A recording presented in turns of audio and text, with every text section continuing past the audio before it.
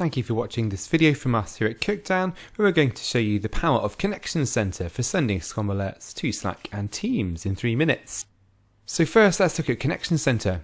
Connection Center is all about sending SCOM alerts and object data to and from various systems, ranging from ITSM tools like ServiceNow and Sharewell, for which we can push alerts, raise them as incidents, and populate the CMDB, and messaging platforms like Slack and Teams, so allow teams to live in the platforms and tools they natively would live in, rather than jumping to and from SCOM, and Webhook basically lets you connect to anywhere, which is really great.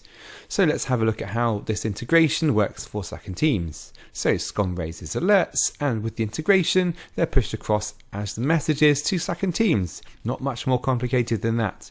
As those SCOM alerts are sort of updated, so they might move through resolution states, that updated information is pushed through to Slack and Teams as well as messages, so you can see what's going on.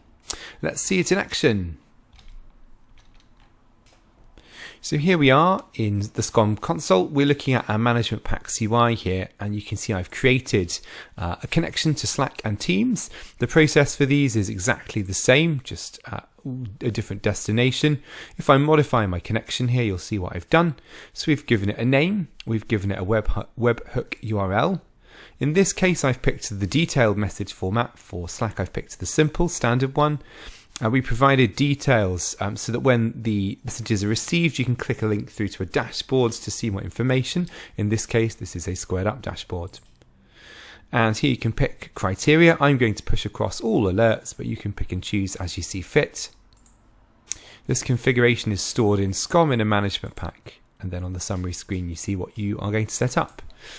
So if I now go to the monitoring pane to active alerts, you'll see a SCOM alert here, this PowerShell script failed to run one that I've pushed across to all the destinations that are connected.